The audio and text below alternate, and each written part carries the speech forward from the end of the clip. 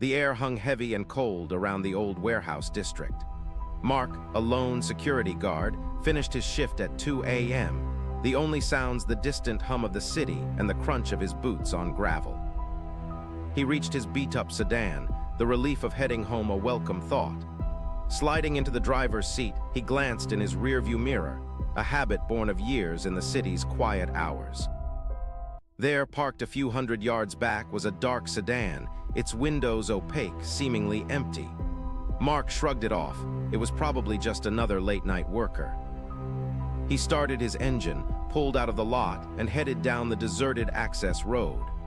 A quick check of his mirror and his breath hitched. The dark sedan was now directly behind him. It followed him through the maze of abandoned factories, its high beams glaring, relentless.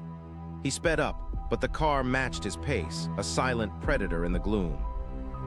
Onto the main highway they went, the follower a persistent shadow.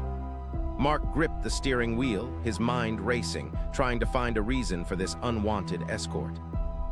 He took his usual exit, hoping to lose it in the suburban sprawl. But as he looked in his mirror, the dark sedan swung off the highway right behind him, a chilling confirmation of his fears. Through the familiar, quiet streets of his neighborhood, the chase continued. Every turn he made, the car mimicked, a silent, menacing echo. Finally, he pulled into his apartment complex, heading towards his building, hoping the sheer size of the lot would offer anonymity. The dark car, however, slipped in right behind him. He quickly backed into his designated spot, heart hammering against his ribs. The dark sedan pulled up immediately behind him, effectively blocking his escape. Mark froze, phone clutched tight, the screen already on 911. A shadow shifted in the driver's seat of the car behind him, a movement so subtle it was almost imperceptible.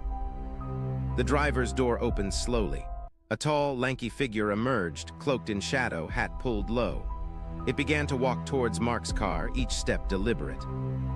The figure stopped beside his window, a strange, knowing smile barely visible in the dim light. Mark couldn't breathe, his entire body rigid with fear.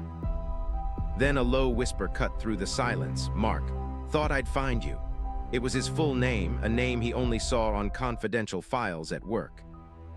In a surge of adrenaline, Mark slammed the gear into reverse, tires shrieking as he peeled away, narrowly avoiding the man. He glanced back. The figure simply stood there, watching him disappear. He drove straight to the police station, shaking, the terrible implication of the whispered name chilling him to the bone. How had this stranger known? Mark never saw him again, but the memory of that voice, that name, haunted him. Every shadow, every car in his rearview held a lingering fear that he was still being watched.